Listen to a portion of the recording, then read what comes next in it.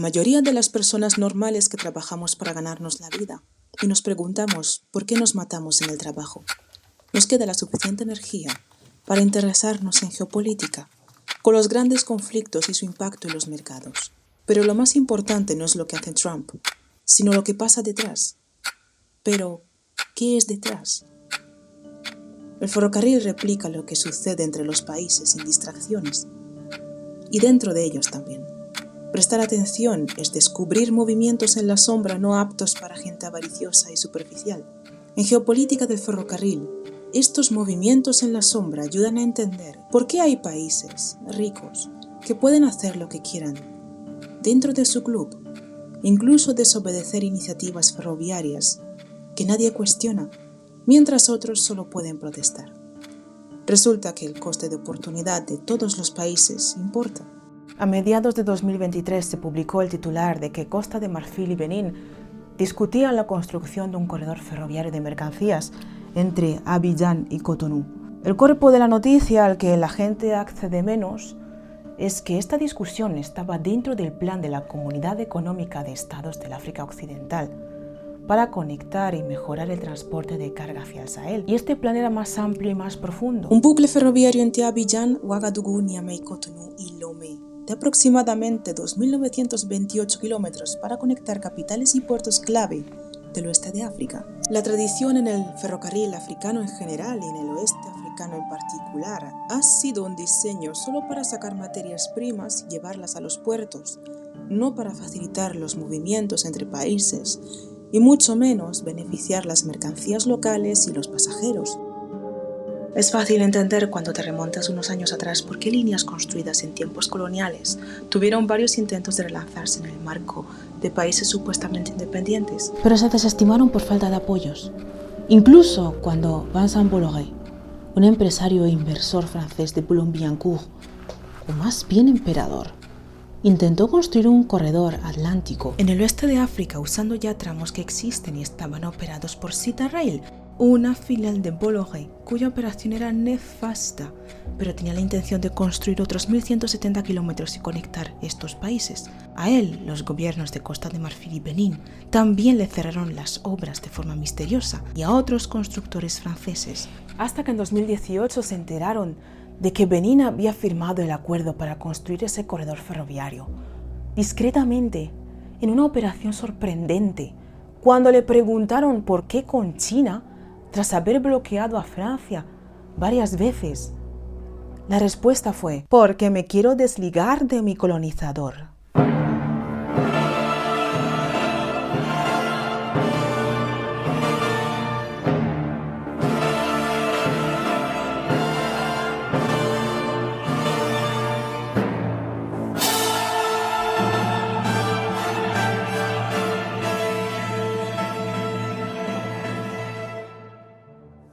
Nadie veía a Burkina Faso en los informativos en los que no se habla francés, ni siquiera en 2020, cuando comenzó una ola que barrió 4 gobiernos del África Occidental, desplazó a Francia y Estados Unidos y desafió a la tradicional Comunidad Económica de Estados del África Occidental.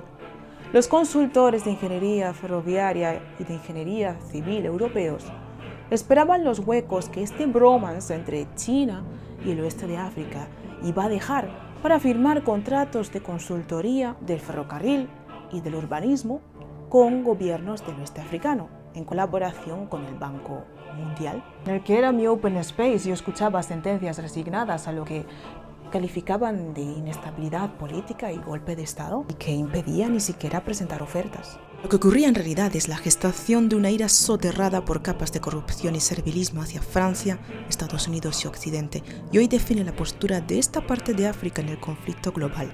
Esto además explica por qué los planes ferroviarios para el oeste de África tienen un nuevo paradigma de emancipación que no se puede sofocar con viejas fórmulas, y por qué Francia es el país europeo del que depende que la estrategia europea en este partido, lea así, panorama geopolítico convulso, salga bien o Europa se hunda en la irrelevancia durante mucho tiempo. Si has oído hablar de Ibrahim Traoré, tienes un punto positivo. Si no, no te preocupes. En el telediario siempre hay entretenimiento de mayor prioridad.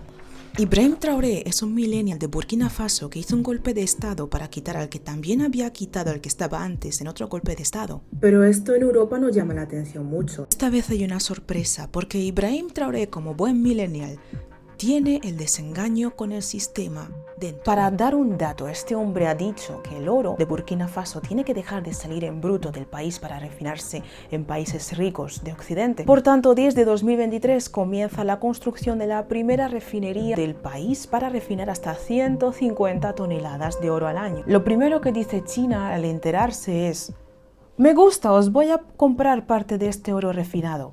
Lo primero que dice Europa es: a ver cómo sancionamos a esta gente. En 2023 Traoré echa al ejército francés y como su colega maliense se alía a Rusia, en 2024 se les une Níger y los tres se disgregan de la tradicional ECOWAS para crear la Alianza de Estados del Sahel, disgregada de la tradicional ECOWAS.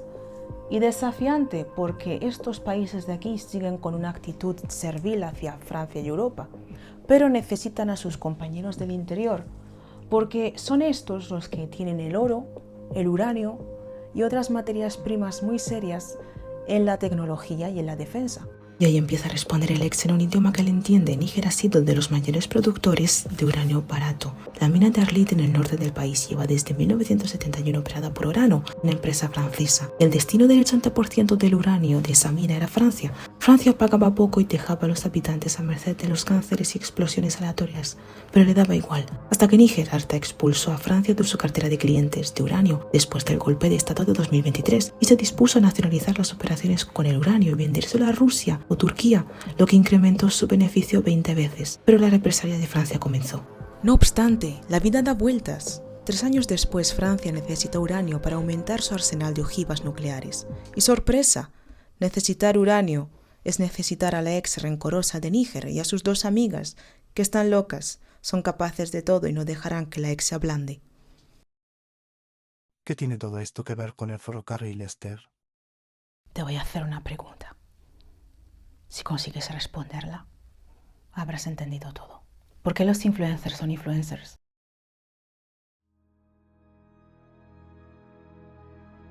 Porque dicen verdades que los demás querríamos decir, pero no nos atrevemos.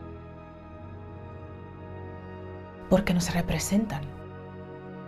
No sabíamos que pensábamos como ellos hasta que les vemos.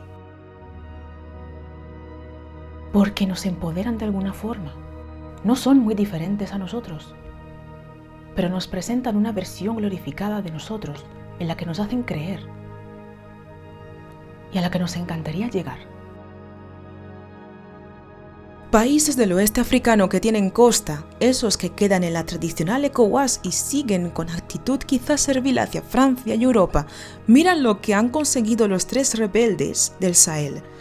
Y hay rumores de cambio de bando. Además, ya tienen un ultimátum a su forma de hacer planes ferroviarios de mercancías, porque la gente no los quiere y no logran financiaciones privadas, dado que siguen haciéndose desde una mentalidad que no funciona.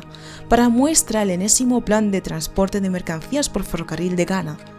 Primero, si quieres que tu país tenga cierto honor y dignidad en el tablero de ajedrez post-pandemia y no eres europeo, el sagrado derecho internacional no te va a defender, pero sí tu coste de oportunidad. En países del oeste de África el coste de oportunidad también está en el peligro que supones para quien siempre te ha visto como inofensivo. Por un lado bien, pero por otro la geopolítica tiene varias caras. Segundo, una de las quejas de la sociedad africana reciente es que los planes de desarrollo ferroviario y urbanístico se hacen desde la ignorancia y desde mentalidades ajenas, sin pensar en las necesidades reales ni en la idiosincrasia de los pueblos. Aunque la naturaleza humana es igual en todas partes a priori, las culturas no lo son. A los ingenieros nos encanta clasificar y ser metódicos lo más posible, pero ser tan cuadriculado hace que algunos proyectos nos salgan mal. Técnicamente bien, pero en el funcionamiento mal. Ahora los países del oeste de África, en su búsqueda de soberanía, pueden aprovechar lo que ya he narrado, la evolución de los costes de oportunidad, y que en África hay ingenieros que hacen más ingeniería desde hace tiempo que millennials y Gen X de Europa, que tienen el título de ingeniero, pero en sus puestos de trabajo cómodos o menos cómodos, lo que más hacen es mirar PDFs y hacer PowerPoints y archivos de Word. Todo esto para desarrollar transporte pensando en sí mismos. Ahora hay aliados que hacen a Europa y a Estados Unidos ir con más cuidado. No es que amen a África, pero al menos no le traen malos recuerdos. ¿Es posible que ECOWAS se contagie de la rebeldía del Sahel? ¿Qué versión de los hechos nos darán los que miran desde fuera?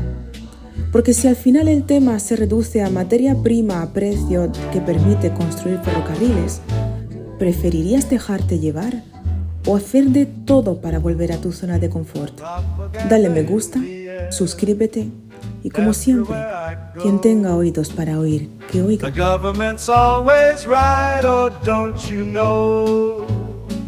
They got their spin doctors and their clever schemes, making sure we all believe their fantastic themes.